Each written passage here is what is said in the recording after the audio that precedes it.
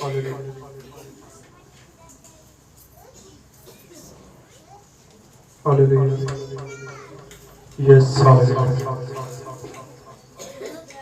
खड़े अपने ईमान का इकरार करेंगे।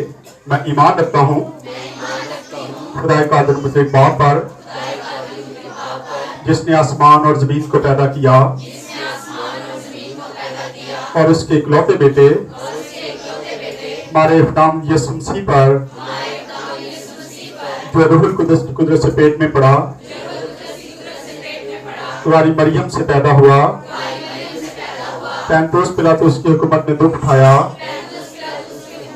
मसलूब हुआ, मर गया, आलमे अरवाह में उतर गया, तीसरे दिन मुर्दों में से जी उठा, आसमान पर चढ़ गया और खुदाए कादिर मुझे बाप की दाहिनी तरफ बैठा है,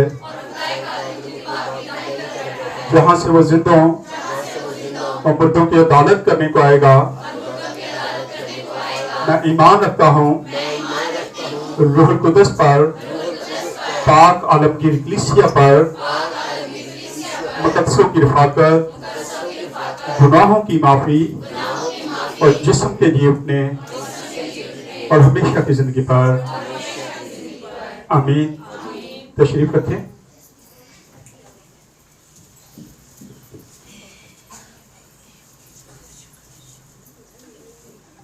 यीशु मसीह के खूबसूरत नाम में आप सबको सलाम। बाहर मेरी आवाज ठीक आ रही है? हाँ जी, ठीक है। जैसा कि आप जानते हैं कि पैदाइश की किताब को हमने शुरू कर रखा है। आज पैदाइश के 28वें बाब पर हम पहुंचे हैं। 28वें बाब को आज हम देखेंगे। आज आप बाइबल में, जो पता है बहुत सारे लोगों ने बहुत दफा बाइबल पढ़ी होगी, बार बार पढ़ी होगी, लेकिन इसको पढ़ लेना कोई बड़ी बात नहीं है, इसको समझना बड़ी बात है। वैसे ही जैसे खाना खाना कोई बड़ी बात नहीं है, जो मर्जी खा लो, लेकिन उसको हजम करना बड़ी बात है। अभी थोड़ी देर पहले एक तो अबलीसी तस्वीरें जो है वो यहां पे काम कर रही थी। सबसे पहले मैं उनको चैलेंज करना चाहता हूं, अगर हिम्मत है तो इबादत के बाद आना, इबादत को डिस्टर्ब नहीं करना। अगर किया गया तो फिर बाद में जो हाल होगा फिर आपकी अपनी जिम्मेदारी होगी। इसलिए अभी से मैं वार्न करता हूं कि ये खुदा का तख्त लगा हुआ है यहां पे, और खुदा के तख्त के सामने आपको किस तरीके से बैठना है आपको पता होना चाहिए। इसलिए अभी से मैं यीशु मसीह के नाम से हुक्म देता हूं, आराम से इबादत होने दें। इबादत के बाद टाइम ही टाइम है, फिर बैठेंगे, फिर देख लेंगे कि कितनी की हिम्मत है, उसके बाद फिर देखेंगे। आए खुदा के जिंदा कलाम में से हम आज सीखेंगे 28 बाब को। 28 बाब, पैदाइश 28 बाब, और उसकी पहली ऐसे लेके 9 आयत तक पहले पढ़ेंगे। इस तरह थोड़े थोड़े हम स्टेप बाय स्टेप देखते जाएंगे।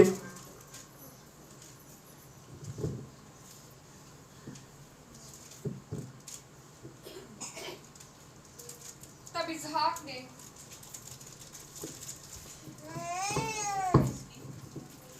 पहली ऐसे तब इसहाक ने याकूब को बुलाया और उसे दुआ दी और उसे ताकीद की कि तू कनानी लड़कियों में से उससे ताकीद की कि कनानी लड़कियों में से किसी के साथ शादी ना करना। आज हमारे अपने मज़ाहब में क्या हो रहा है, कभी हमने इस पर गौर किया है? हमारी बेटियां बेटे गुमराह हो रहे हैं और वो गैर मज़ाहब की तरफ चलते हैं। यहां पे खुदा का बंदा इजहार ताकीद करता अपने बेटे को कि किसी कनानी लड़की के साथ शादी ना करना। जा, और वो बताता है कहां जाके तूने शादी करनी है। जी आगे बढ़े। कि तू कनानी लड़कियों में से किसी से ब्याह ना करना, तो उठकर फिदान इराम को अपने नाना बितुएल के घर जा और वहां से अपने मामू लाबन की बेटियों में से एक को ब्याह ला और कादर मुतलिक खुदा तुझे बरकत बख्शे और तुझे कादरे मुतलिक खुदा तुझे बरकत बख्शे। तब जब तुम मेरी बात माने।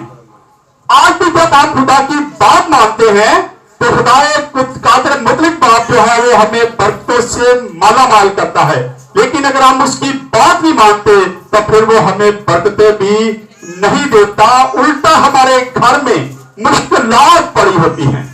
बहुत सारी मुश्किलात हम देखते हैं, बच्चों की वजह से, कारोबार की वजह से, फैमिली की वजह से हम पे मुश्किलात बढ़ती जाती है क्योंकि हम खुदा की बात मानते नहीं है। यहां याकूब को कहा जाता है जा तो अपने मामू के घर जाना और लाबन की बेटी में से किसी के साथ क्या करना, शादी करना, किसी भी कनानी लड़की के साथ शादी ना करना और खुदा तेरे साथ होगा, खुदा तुझे बरकत देगा।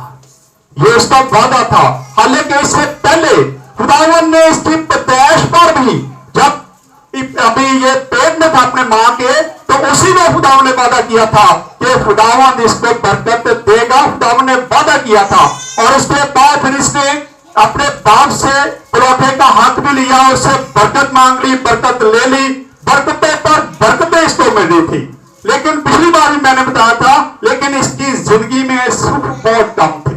आज भी जो लोग सही तरीके से खुदा के साथ चलते हैं उनकी जिंदगी में रुकावटें बहुत होती हैं, मुश्किलात बहुत होती हैं।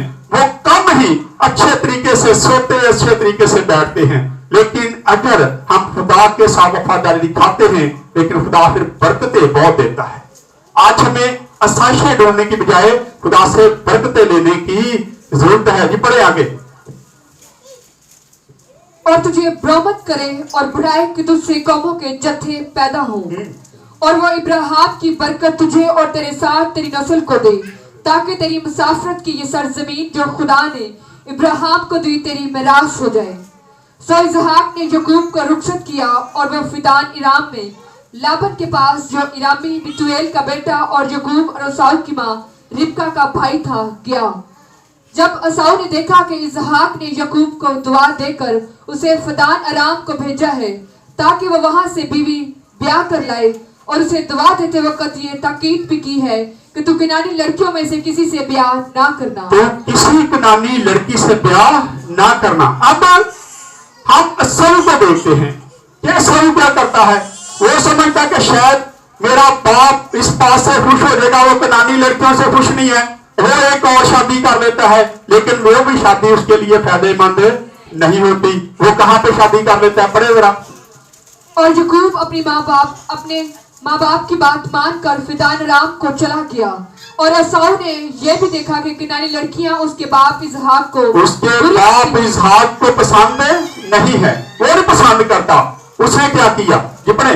तो एसाव इस्माइल के पास गया और मोहलत को, जो इस्माइल बिन इब्राहिम की बेटी और नबूवत की बहन थी, ब्याह कर उसे अपनी और बीवियों में क्या कर लिया, शामिल कर लिया। लेकिन ये काम भी उसके लिए साजगार नहीं हुआ। उसका बाप उससे खुश ना हुआ क्योंकि उसने पहले बहुत सारी ऐसी लड़कियों से शादी कर ली थी जिनको उसका बाप पसंद नहीं करता था।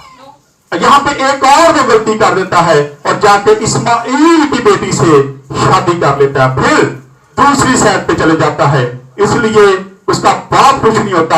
आज हमें जरूरत है कि अपनी खुदा की बात को माने, जो खुदा हमसे चाहता वो करे, ताकि खुदा हमें याकूब की तरह बरकतें दे। हम दुआ तो करते हैं कि याकूब की तरह, बाप इब्राहिम की तरह खुदा हमें बरकतें दे, लेकिन कभी हमने अपने कामों पर गौर किया है कि हमारे काम कैसे हैं, हमारा चाल चलन कैसा है, हम कैसे खुदा के साथ चलते हैं। अगर हम ठीक तरीके से खुदा के साथ चलते नहीं है तो हम बरकतें कैसे हासिल कर सकते हैं। जी आगे बढ़े जरा।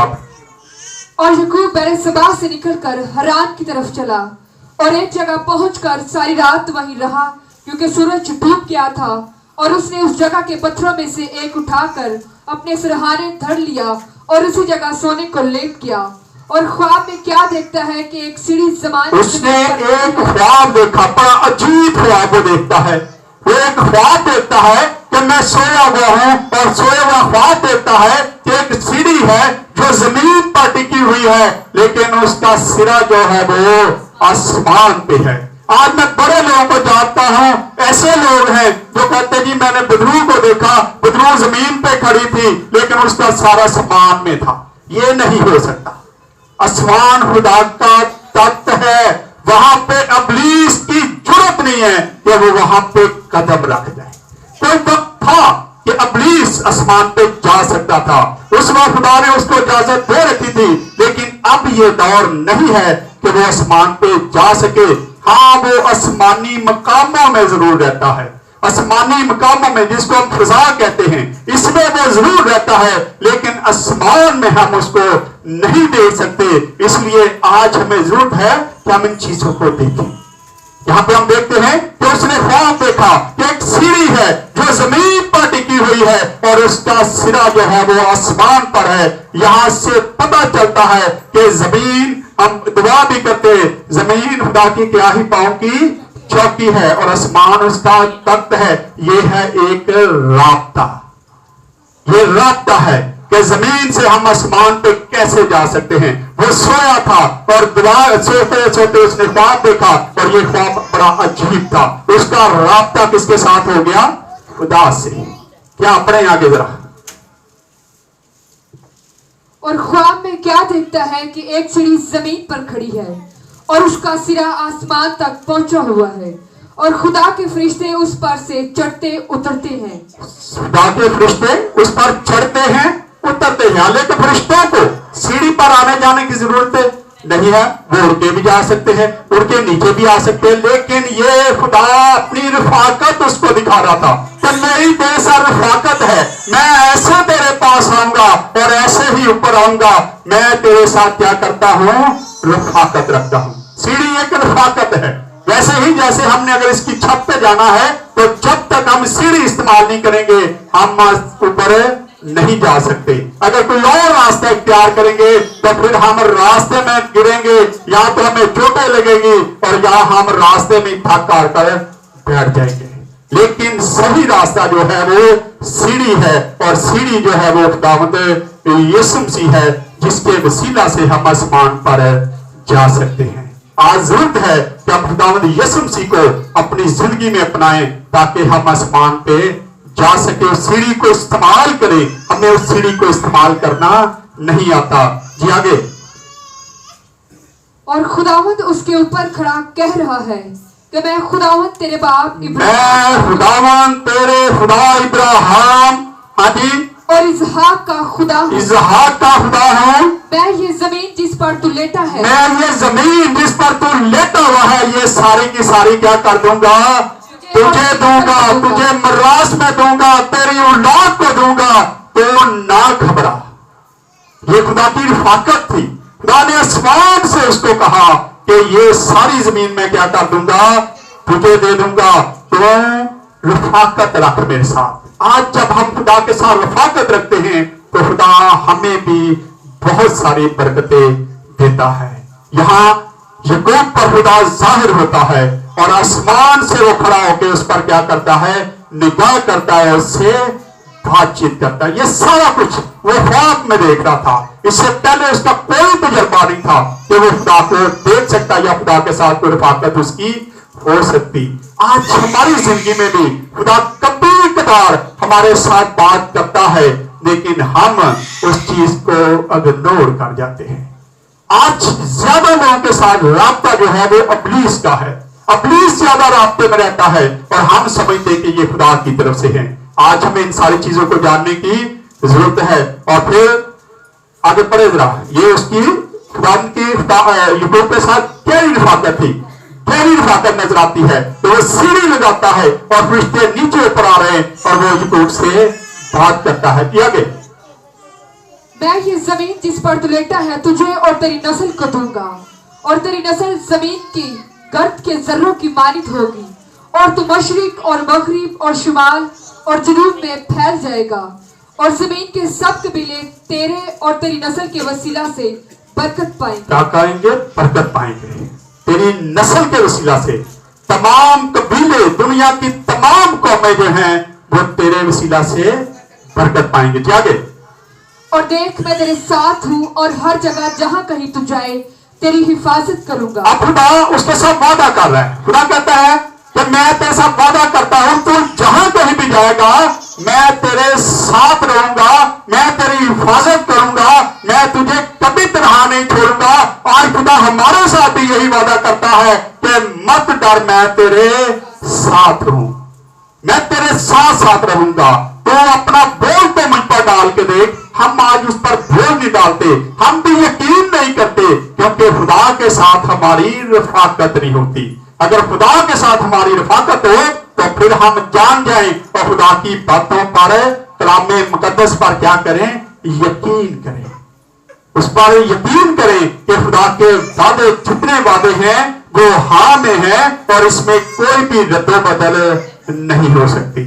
यहां खुदा उससे कहता है, चले पढ़े जी आगे थोड़ा सा और तुझको इस मुल्क में फिर लाऊंगा, और जो मैंने तुझसे कहा है जब तक उसे पूरा ना कर लूं तुझे नहीं छोड़ूंगा। जब तक मैं पूरा ना कर लूं मैं तुझे नहीं आज कई बार हम क्यों भूल जाते हैं और थोड़ी मुश्किल आ जाए, परेशानी आ जाए तो अब तो फौरन कहते खुदा ने छोड़ देता सा।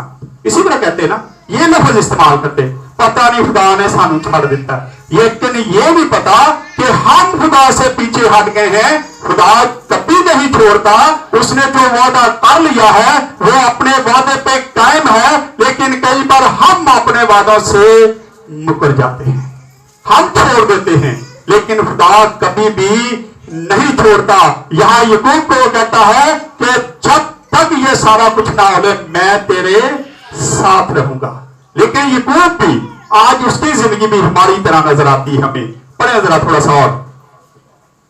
तब याकूब जाग उठा और कहने लगा कि यकीनन खुदावंद इस जगह है और मुझे मालूम ना था। वो कहता मुझे मालूम नहीं था यहाँ पे खुदा रहता है। वो परेशान होता है और घबरा के उठ जाता है और उठ के क्या करता है जी? पढ़े। और उसने डर कर कहा ये कैसी भयानक जगह, उसने डर कर कहा ये कैसी भयानक चीज है, भयानक जगह है। आज हमें जरूरत है कि खुदा को पहचाने। याकूब का पहली बार ये राब्ता था खुदा से, इसलिए वो डर जाता है, घबरा जाता है कि ये कैसी भयानक जगह है जहां पे खुदा रहता है। मैं यहाँ पे क्यों लेटा था, मैं क्यों यहाँ पे बैठा था? वो घबराना शुरू हो जाता है। जी आगे। सो ये खुदा के घर और आसमान के आस्ताना के सिवा और कुछ ना होगा। जी।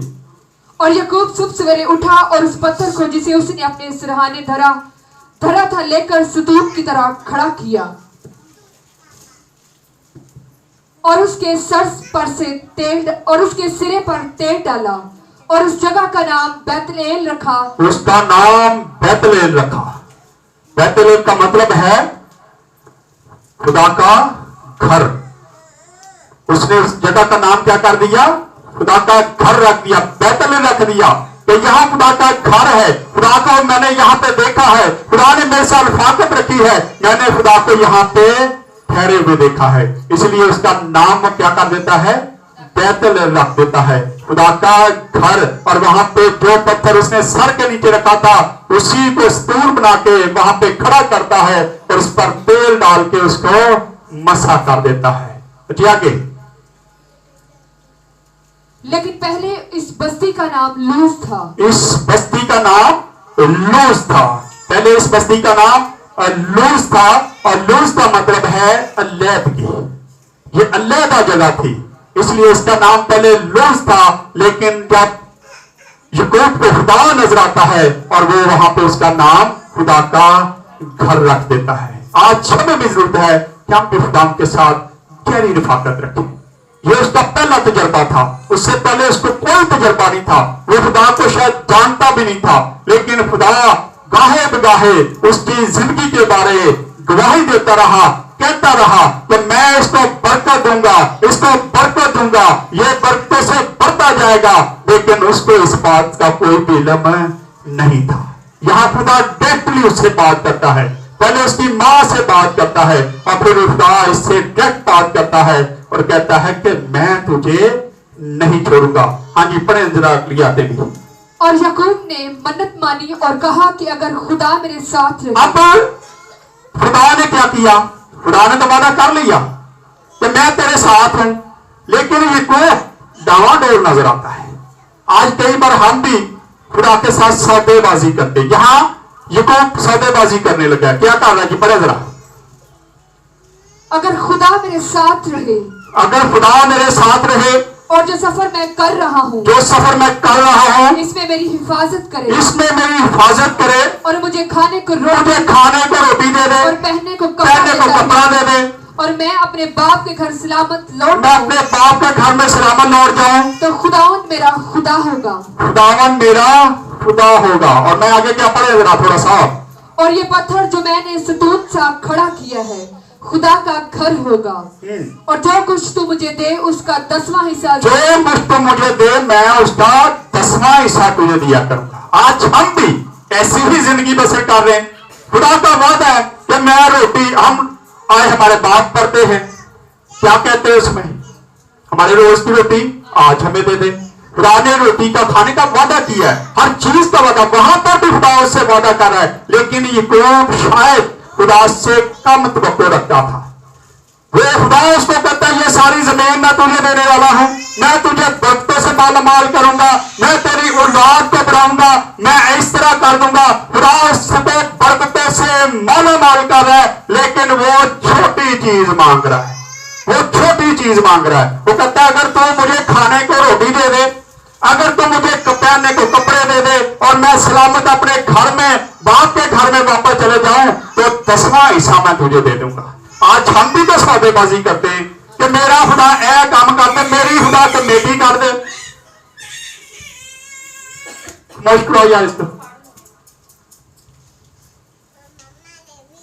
अब हम देखते हैं कि आज हम भी कुछ इसी तरह के सौदेबाजियां करते हैं खुदा के साथ। खुदा मेरी कमेटी निकला देना तो मैं इन्ने पैसे चर्च दे देंगा, मैं तेनों दे देंगा। खुदा मेरा ऐ काम हो जाए, मैंने इतने नौकरी मिल जाए तो खुदा मैं देग दे देंगा। हम भी खुदा से क्या करते हैं, सौदेबाजी। यहां पे हम देखते हैं याकूब भी खुदा से क्या कर रहे हैं, सौदेबाजी। खुदा कहता है मैं सारा कुछ तुझे दूंगा। आज भी खुदा कहता है कि मैं तुझे हर चीज देने के लिए तैयार हूं, तुम पहले खुदा की बादशाही और उसकी रास्तबाजी तो ढूंढ ले। आज हम इन चीजों के पीछे तो भागते नहीं है, लेकिन खुदा से सौदेबाजी करते हैं, जबकि है ही सारा कुछ उसका है, हर चीज उसकी है। वो हमें जिंदगी देता है, वो हमें सेहत देता है, वो हर चीज हमें मुहैया करता है, लेकिन फिर भी हम उसके साथ क्या कर रहे हैं, सौदेबाजी।